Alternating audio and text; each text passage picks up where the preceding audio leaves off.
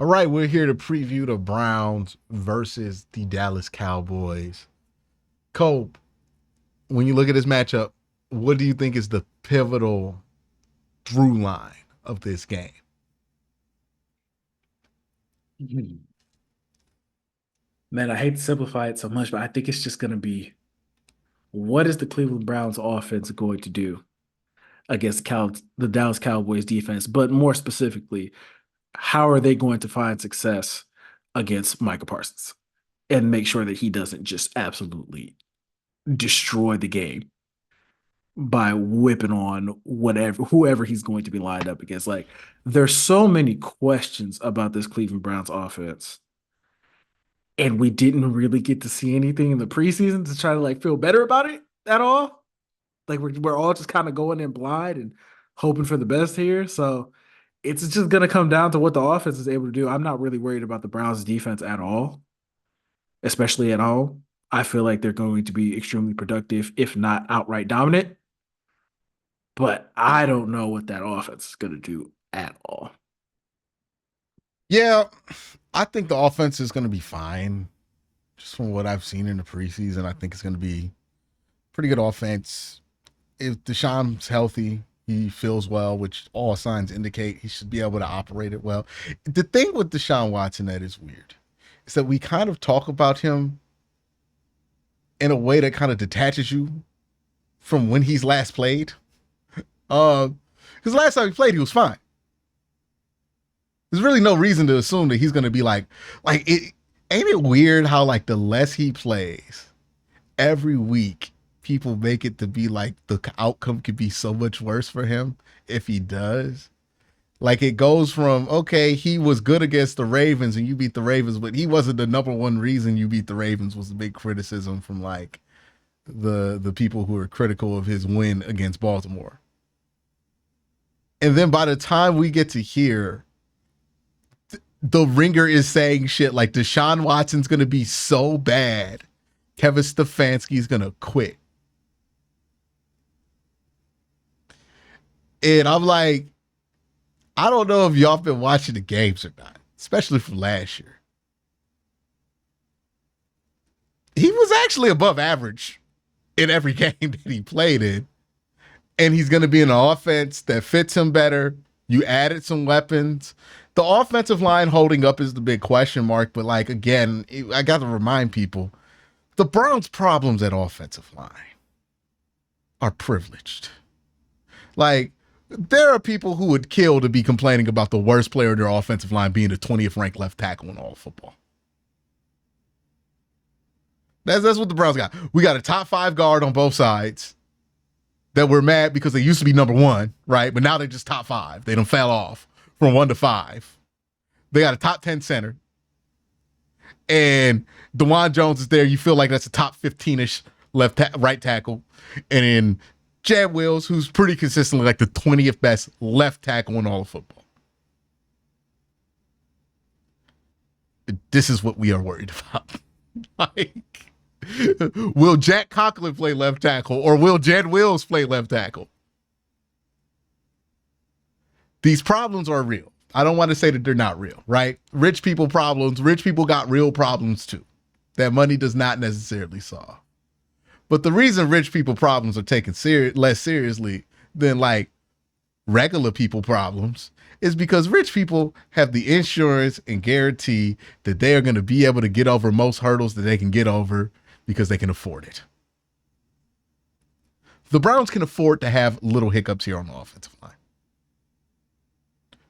And that's where when I actually think about it and actually try trying to analyze what's going on there, I'm less concerned about the offense because I'm like, okay, they might be a little leaky on the offensive line, but they're not going to be one of the worst offensive lines in football. That's like a far ways off map. They had Garrett Christian and James Hudson playing the bulk of the games last year, and they still weren't the worst offensive line of football. They were much worse than we expect them to be.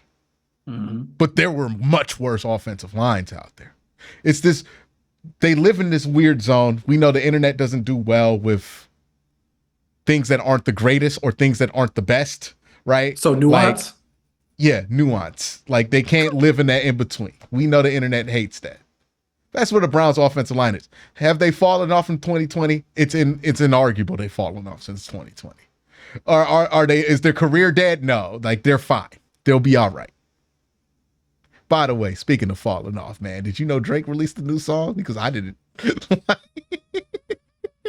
Yes, I've listened to all the songs, all the new songs that he's put out. No Face, Anything catch on? Circadian Circadian Rhythms, and No Face are both very good.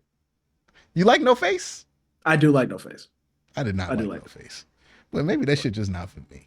I don't know. Either way, I ain't see that shit really catch on like Drake used to. It's kind of crazy. You know, it's kind of crazy. Like, it's not catching on. the Like amount it of used to be Drake would drop a people song, it'd be everywhere. people praying on the downfall, man. They're That's excited. crazy. They are They already excited I about the told you, bro, downfall. he need to go. He need to go for at least 5 years. Okay, yeah, you doing too much. I said I'm not. take a break for a year, let the people miss you, Bruh, come look back. at how sick of him. He can release good music right now, and people will be like, "Nah, go away." That's a level of sick of you. Look how long it took you to be willing to listen to Chance again. Yeah, man. I'm not gonna lie. I want to talk about this. I want to talk about this real quick. Four I want to talk about years. this. I want Four to talk about this real years. quick. The new chance. The new chance I've heard. I've been impressed. I've Yeah. been impressed. It took you 4 years to even give it. He could have released that shit 1 year after Big Day. You wouldn't want to hear it. Nope. It Not took at you all. 4 years to be like, all right, I'm ready to listen to Chance again.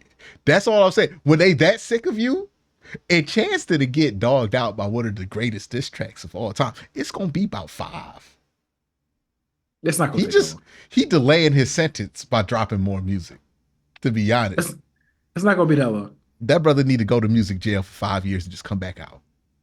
By 2025, he'll be fine. By the next election, I'll give you that. The next election, he'll be fine. Anyway. Like, Are you concerned at all with the Cleveland Browns' ability to run the football? Not even just in this game, but like even just like kind of like going forward. Does that worry you at all? mm, I mean, they're not going to be what they were with Nick Chubb, and they're probably going to be a at best slightly above average run game without Nick Chubb. But they'll be able to move the ball on the ground. If you look at Jerome Ford last year, it reads more like he was more of a victim of bad run blocking than he was a not good football player. When he got blocking, when he had good run blocking, he was actually a pretty solid running back. You look at some of his numbers last year, right? I believe he was higher in 20 plus yard runs, 10 plus yard runs. I think he was 13th in the NFL total. It's more than Derrick Henry had last year. If you look at yards after contact per reception, David Njoku was at 8 in the last 6 weeks of the season. Jerome Ford was at 6. So he was somebody who was able to break tackles. Missed forced tackles. He had more than Jahmyr Gibbs and Isaiah Pacheco, who are guys that we think of that could break tackles. Jerome Ford was doing the same thing. This is somebody who does have vision. I know people like think that he can't move left or right. He's a straight shooter. He's like a pinball. Shout out to Brad Ward who came up with that analogy. He's like shooting a pinball out. He's going to bounce off of stuff, but if you shoot him out that hole, he's going to go for 40. He's a home run hitter. He's Jerick McKinnon. He's who is the dude? He was on the 49ers and now he's on the Dolphins. Mostert. Mostert. He's Raheem Mostert. That's what he is. He's going to be much better when he's not the primary back. I think Deontay Foreman being there, what he gives you is 3 yards on 1st and 10. They get 3 yards on 1st and 10. That's enough. They're probably not going to average more than like 4.5 a carry. If they average more than 4.5 a carry, you're loving that. But they're probably not going to average more than 4.5 a carry. And you're fine. Like they're just going to be fine. But I think they should be able to be fine. And look, we talk about it all the time. Running backs don't matter because of the offensive line. You should be able to run the ball, right? If you have a healthy Wyatt Teller and Joe Bitonio, that should be good enough to be serviceable with the run game. So I'm not as concerned about it as I think some people are. I think the Browns, a lot of their issues with running the ball where they had Garrett Christian playing left tackle for too long of the season. And eventually it mattered that Gary Christian was playing left tackle. Eventually it mattered that James Hudson was playing and then that Wyatt Teller was playing injured, right? Like all those things ended up kind of mattering last year. I think if Wyatt Teller's healthy, you have your healthy tackles, you'll be able to run the ball fine. Okay. Anything on defense that concerns you at all against the Cowboys and just going forward? Who's the backup for Jordan Hicks? I think that's the one question I have because he's still limited in practice. He has a calf injury. There's a chance that can become more serious. Diabate or is it Bush? I would imagine it can't be on God. It can't be Bush. Hey, you out on Bush? No, it can't be Bush. He couldn't tackle dudes in the preseason when they had 4 stringers out there. He was late to gaps in the preseason when the dudes running are like a full quarter second slower than the starters. How is he going to look good against starters? I know people were kind of high on him in the preseason. He had one good preseason game. He looked like Devin Bush the other 2, at least to me. And so I'm good on Devin Bush kickoffs. That's all I need. He just need to tackle people on kickoffs. Yeah, I think it'd be Mahmoud, but I think that would really hurt you. Like if you have to go to Mahmoud or something like that, versus like having a walk and Taki and the depth that you had at linebacker last year. You're probably going to have to rely on moving Grant closer to the line of scrimmage, which is going to take away some of the stuff that he can do. Like, I think that's the one area. Pass rush wise, they'll be fine. Coverage wise, they're going to be fine. But that linebacker depth, if Jordan Hicks isn't healthy, then I'm a little concerned about it. But other than that, I mean, look, what's the best way to put this? Nobody cared how the KD Warriors were going to run plays. What plays they were going to run, what sets they were going to be in. You weren't sitting there like, oh, they're going to run flex. Are they going to use the baseline a lot? Are they going to have a high percentage of pick and roll? That's not why you cared. They had KD, they had Steph, they had Clay, they had all those dudes on that team. Just leave it out, Draymond. That's crazy. Well, Draymond, we talking about offense now, right? we was talking about that Draymond was not a factor there. Yes, he was. I'll throw Draymond in there. Facilitating the basketball? Are we serious? We serious? Huh? Can't disrespect Draymond. Yeah, you can't disrespect Draymond like that. Way he was only time I remember hearing about Draymond on offense, KD was getting mad at him for having the ball. Okay. Maybe if we talk about like 2015, 2016 Warriors, yeah, Draymond was a factor on offense, but not the last one. I mean, he's a factor because he can facilitate, but we talking about just brute strength right now on offense. The Browns have the most brute strength on defense. How they going to run Myles Garrett? How they going to run Zadarius Smith? How are they going to run Denzel Ward? It really don't matter. It's Myles Garrett, it's Denzel Ward, it's JOK. Is Martin Emerson. They just have more weapons than anybody else. They don't really got to get fancy with it because the other teams are going to be the ones that are going to be forced to be fancy. The Browns can be simple. Myles Garrett is there. The question is, are you putting 2 guys on him? Are you putting 2.5 on him? Or are you putting 3 guys on him? Because we know you ain't just going to have a regular 5-0 protection with Myles Garrett. That's crazy. He's not TJ Watt. You don't do that sort of thing with him. You're not leaving Tyler Guyton to handle that alone. Like, nah. No. Nah. It's like, are you going to do 5.5? Are you going to leave a wide receiver off the field and go with the chip, with the tight end? Are you going to leave a running back and a tight end back to protect and do 2.75 protection on him? Or are you just going to pull a whole nother fucking guard and have him there with Myles? All 3 have been done. 2 tight ends. You want to throw 2 tight ends at him? The two tight ends thing was just crazy. That was just nuts. Hey man, Mike Vrabel cooked that one up. Okay. Mike was just like, enough. Mike was like, we got to do something. That was Mike getting on the headset. Something. Just do anything. And then they gave him a strip sack in the end zone.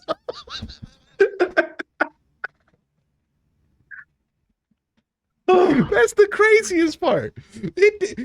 They called it off because it looked ridiculous, and then it was like, nah, we should have left that shit in, dog. Look what happened. I'm not gonna lie.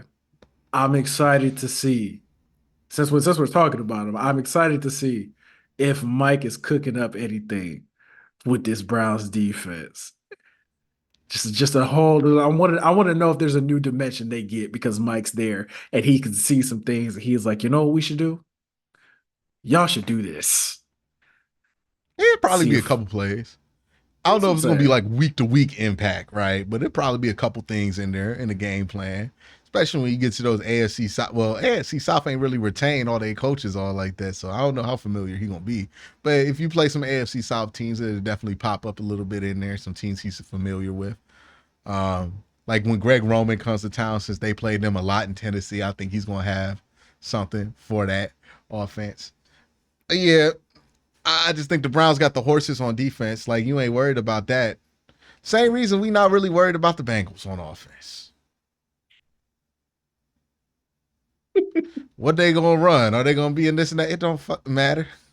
like, like, like it do, but for the conversation we having right now, like yeah, that stuff's gonna really affect the larger picture. The Browns gonna have a very good defense.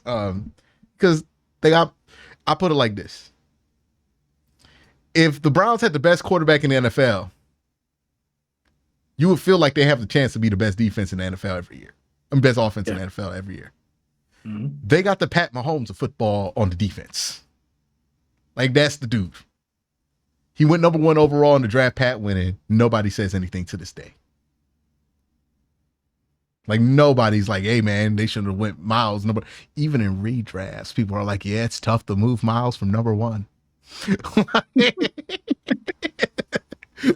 Knowing that Mike is in that same draft. That is the best defensive player in football. And then you have this supporting cast around him. The math is obvious. They're going to be pretty good. We might have some questions about Jordan Hicks, but let me tell you something, man. Jordan Hicks is not going to sink this defense one way or another. I'm gonna be real with you. I think Jordan Hicks gonna be better than what we had last year. It could possibly be the case. Either way, inside linebacker was not going to break this defense one way or the other. Now, it might make some things annoying. You might be worse against the run, but what's going to break it? And who knows? He's a better athlete than Anthony Walker was, especially after all them surgeries. But that's why I'm not worried about the defense. Now, look, this is going to be a good offense they play. CeeDee Lamb, Dak. They're going to be running Rico. They got a good offensive line. They're going to be able to do a lot of different things. So it's going to be a nice test. And the question is, how will the Cowboys be able to move the ball? If the Cowboys can only really move the ball in giant chunks because they're getting big plays, because Martin got lazy on one or something like that, I can live with that. If their only time they're moving the ball is off big plays, as long as those big plays aren't super frequent. If the Cowboys are able to go like 10 yards here, 7 yards here, 5 yards here, and get you like on a 14 play drive, that's when I start to get concerned, right? When you give up more scoring 14 play drives, that's when I'll start to be concerned about the Browns defense. But I just think this is a game where if the Cowboys are able to score, they're going to score on on a couple of 5-play drives, right? Where they get a big ass play. And that kind of changes where it is. Or the Browns get a turnover or something like that, and they get a short field. But I don't see the Cowboys being able to go 14, 15-play drives consistently on this defense unless they're playing very bad in this game. So I see the Browns defense. I'm not really too concerned about it. Offensively, I feel okay with it. Special teams wise, I wonder what's going on with Dustin Hopkins. A little concerning. That's a little weird, but he's old. So it might just be old people stuff that he's dealing with. And when I say old people stuff, I'm saying like they're just doing him like this because he's old. Like, okay, he's just not going to practice every day or something like that. Like, maybe it's just old kicker stuff. And he is old, so you wonder about his range, but I hope the offense is better to where he doesn't have to do that. Yeah, I don't need him kicking 58, 59, 60-yard We field don't need goals to or something stress like him that. out like that again, man. That was Yeah. crazy what we was doing to him last year. But yeah, I feel pretty good about this team. It's hard for me to get overtly excited just because I want to see the offense look like it's supposed to. Mm-hmm. And even when they do look like that in the regular season, after you get past these first 5 games, then it's like, okay, can you do it against Philly? Then it's going to be like, okay, can you do it against the division? And then once they do it against the division, then we're going to get excited. Right? If this offense looks good going into the bye week still, we're going to get excited. But I think we need to remember, too, the secondaries are playing this first 5 weeks. I mean, they're not going to be that difficult. Not really. Cowboys missing Deron Bland. I feel like that's gonna be huge. So you got Amari Cooper on Trayvon Diggs. You like that matchup. And then Jerry Jeudy on whoever else is out there for I mean, they Dallas. got some young guys over there. So, like, they're not going to, I don't think Jerry Judy's going to straight up abuse somebody. I think the bigger problem is going to be like, okay, are they going to put linebackers? Are they going to be in base versus David Njoku? Or are they going to send some safeties at him? Because from what I've heard from Dallas, it sounds like they're going to send safeties at him. And that is the wrong answer. Like, They're not bringing that man down. yeah, that is the wrong answer. I think David Njoku's about to introduce himself to some people. Like, in this game. That safety trying to Because tackle that safety trying to tackle David is going to be hilarious. I heard somebody talking about this game and they was like, yeah, man, you just got to protect the scenes with David. I'm like, oh, no, they don't understand how this works at all. The seams? That's what you're worried about? Oh, no, that's Jerry Jeudy about to be working them seams, dog. Let me tell you something. David is about to be 5 yards within the line of scrimmage every catch. Mm-hmm. And that is exactly where you don't want him to be. The seams. Okay. Hey, hey, look, if they got a badge for Drag King, that's David Njoku right there. So, yeah, I worry about that. I'm not worried about that. If they could stay ahead of the sticks in this game, like the one thing I am worried about though is whatever happens at left tackle, they're not starting Jad. So if they start Jack, the stunts and twist, right, that the defense is going to do against the Browns, that concerns me. Because when you have Jack Conklin in a straight up pass set, right side, left side, he's going to be fine. That's not where the shift's going to bug him. It's when you pull Jack Conklin to have him lead block. It's when there's a twist and he has to kind of let Joe slide underneath him from his opposite hip and then have to strike with his opposite hand with one hand. That's going to be a little bit more difficult for somebody flipping from right to left. And they're going to run all the twist at you on that left side. Of course. 100%. So, and it's going to be with Micah Parsons. So is he going to be quick enough coming off that knee surgery? And is he going to be able to adjust fast enough playing on the opposite side? If you can handle that, then I think you stay ahead of the sticks. And I think you're able to move the ball. And I think the defense has no problems. So to me, this game's going to be won or lost in the B gap. Thought you was going in the trenches right there. Nah, because it's not really in the I'm not worried about that other side. I'm worried about the B gap. Whether it's Micah on one side or the other, right? Right guard, left guard, Wyatt Teller, Joe Bitonio, Jack Conklin, DeJuan Jones, who they might want to run Micah at DeJuan Jones a lot because Micah just runs under dudes. And there's nobody with more room to run under than DeJuan. So I wouldn't be surprised if they're like, all right, we're going to run him under and see if DeJuan is long enough to push him away. Now, I'm not sure what that tape looks like from when DeJuan played him at Penn State. It's kind of irrelevant because they weren't using him at Penn State like they use him in Dallas. Fire John Franklin. Every time I see a college player who's so much better than the pros, I'm like, man, your coach sucks. Like, I'm almost at And that. CJ Stroud with an MVP in the next 2 years. I'll be like, yeah, man, that's it for Ryan Day, dog. I don't need I'm no. there now. I'm there now, but we don't have to get into that. We don't have to get into Yeah, that. but I don't think- that's to me where the game's gonna be won or lost, right?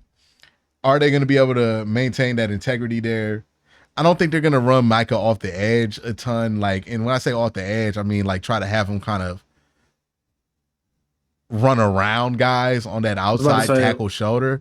I don't think try they're to gonna like because that's bend too and easy. everything. Yeah, because that's too easy to chip, and he's light for an edge, and you can chip him. And they Browns got David Njoku. It ain't like David got to get 20 yards downfield for his route. He's gonna have to just hover around. A lot of times, David gonna chip and just stand there and wait for the ball to come to him because it's actually a screen. Like if I don't think that's how the Cowboys gonna attack him. Mike Zimmer is gonna blitz a lot, so Deshaun has to be pretty quick with his decision making and get rid of the ball. But he's usually able to do that once he catches on to the blitz being heavy. Yeah, that's more or less what I'm worried about. But I think they'll be able to band-aid something together, duct tape something together for a game or two. All right. But Give me a it. prediction. Give me a prediction. Ooh, No, I don't no, like no. giving predictions. I don't like Give giving me a predictions. prediction. I Give me a like to prediction, lay it man. out, No, and no, let the no, people no. decide. Nope. Not letting you do that. We need a prediction. I think there's going to be a close game. I think it's going to come down to a fourth quarter performance here from one of the quarterbacks. I think I like what Deshaun's done in the fourth quarter. The last 5 times we've seen him. Small sample size, but I like what he's done there. And I trust the Browns defense a little bit more than I trust the Cowboys. So I say the Browns pull this out. We ain't get no score. We just say Oh, I don't do that Browns at win. all. No, I don't do that at all. No, absolutely not. Because then people like see your score. Because like I'm just throwing out a score, just throw out a score. People will see that score, and then they will think I'm just giving them an over under on the score total, and then they'll bet it, and then they get mad at me. I'm not doing that. Yeah, I'll give point differentials. No, we taking it farther. We taking it farther than I was thinking. I wasn't even thinking about people betting. Actually, like put their money on this. You do this long enough, Cole, you're gonna realize why are these people so angry at you. Oh, because they did something you did not think they was gonna do. Like maybe if we had like a FanDuel sponsorship or something, I'd be like, oh, okay, I get it. That comes with that. But we if don't. We did a FanDuel, we'll have Curtis read what he wants to bet. Like Curtis, I got a job for you. Yeah, but I think the Browns are gonna win. I definitely do. I think the Browns are gonna win. Plus, they're playing at home, so that defense at home is just kind of like a little bit different than it is on the road. Like I feel like they take it to another level, and they've done it against some good quarterbacks in Cleveland. So, yeah, I think they're gonna win. I wonder how confident Dallas is in Tyler Guyton. Because there is a chance that they're going to be overconfident. Like, because they're coming off training camp. The dumbest shit that coaches cook up usually comes off of training camp. Like, week ones are weird. Like week ones are very weird across the because NFL. You're so in your bubble as a staff that you actually start to think to yourself, we found the next Laremy Tunsil. And like, that's how weird stuff like, hey man, we're going to leave Tyler Guyton 30% of the time one-on-one with Myles Garrett happens. And if they do that, this game could be disgusting. I mean, at this point, like, because this isn't just Myles Garrett that he's going up against, Cole, right? Because a couple years ago, QnCOLB went up against Myles Garrett on the rise. This is Myles Garrett at the peak of his powers. This is how dudes end up being talking heads on somebody's documentary. Like, ending up in a situation like this. Yeah, it was 97. It was my first game, and I guarded Jordan. Like, it's not just playing Mike at any point in time. You playing Mike at the peak of his powers. I have to imagine this is the peak of Myles' powers. Maybe there's more. Okay, like, but he's fresh off a defensive player of the year. Hope there's more. Hoping there's Hey, more to and come, man. this ain't something like, yeah, he had a solid year. He was a hard worker. No, man. This dude is the type of player that we have seen audibly terrify some of the best left tackles in the NFL, and they are willing to admit that publicly. Man, you heard what Christian Darrisaw was saying after joint practices? Yeah, what he say? He was like, "Yeah, man. Yeah, he's different, bro." They Think about that, man. all say the same shit every single time. Think about that. Tyler Guyton probably got like mentors, right? Like you got some mentors. You hitting them up. I bet Laramie's one of them because they was both in the SEC. And you thinking like, okay, man, Laramie gonna tell me what's up with Miles. I done seen Laramie do something against him. Keep in mind, the game that everybody talks about Laramie Tussle locking up Myles Garrett for. Myles Garrett still had like an 80 PFF grade. Like it wasn't like he stuck in that game. You just did something about it, right? And he's gonna hit up him and he's gonna be like, oh yeah, how's it like to stop Myles Garrett? And the most reassuring guy he can have at that phone probably gonna be like, hey, hang on, young pup. It ain't about the first one. Woo! You imagine the text backs he got asking for advice on Myles Garrett? Pray. like your first game is against like Max Crosby. Like, hey man, you want to hang up here for his bull rush and anchor, and you want to watch that right pump. Hey, Myles Garrett, what's your advice for Myles Garrett? Advice? Hope he fall down. Hope he don't play. I think this actually like happened on a podcast once where it's like Jordan Maeva and they were talking about like the hardest guys to block and they were bringing up guys and he was like, yeah, well, you do this and you can hold up here against that. And it was like, all right, Myles Garrett. And that's the dude you got to go up against week one. Don't let you have one of them dumbass offensive line coaches be like, yeah, man, he ain't shit. If he care about you, he could be like, listen, you gonna have some help. You know what I'm saying? You gonna have some help. This week about surviving. Don't try to do too much. Don't be a hero. At every chance, pick survival. You're not about to make a play. Okay? Like if you ever think you about to make a play, you're not about to make a play.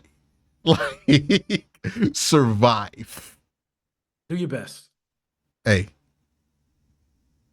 Just stick to the game plan. Coach, you sure you stick to the game plan? Man, I could take him, man. Like it's only for a 2 second stick to the game plan. I'm gonna beat his outside step. I'm gonna get a big step in first. Don't do that. That's how Trent Williams ended up on the ground. I'm gonna get a big step in. Just like, shut up. Just stop talking, please. Please. Tyler. He's going to kill you if you do that. Please don't do this. It's like that is, I could not imagine, dog. He was at the Senior Bowl in February, lining up against Loki Latu. No disrespect to Mr. Latu. And Latu was cooking them up, by the way, on one-on-ones. Now you get to do that shit with Myles Garrett. Also, you have no idea how big Myles Garrett actually is. That's what they all say too. They're like, hey, bro, I did not realize he was that big. He's still on the scout report. Oh yeah, they say Myles Garrett 270. That motherfucker 290. Okay, like 290, all muscle. Mm-hmm.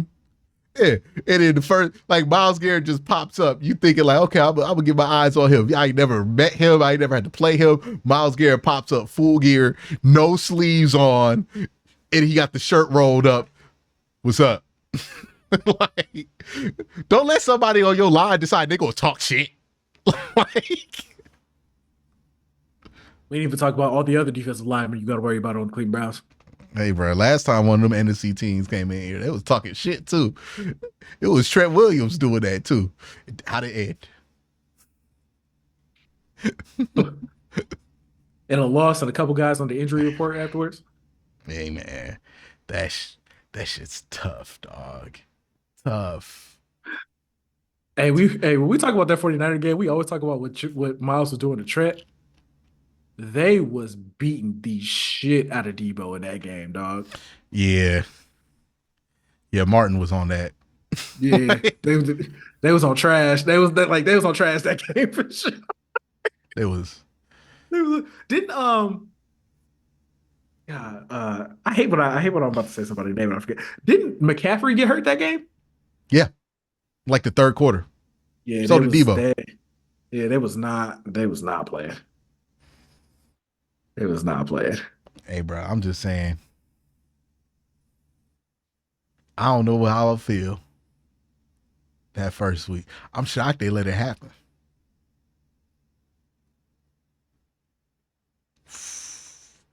That's your first boxing match being against prime Mike Tyson.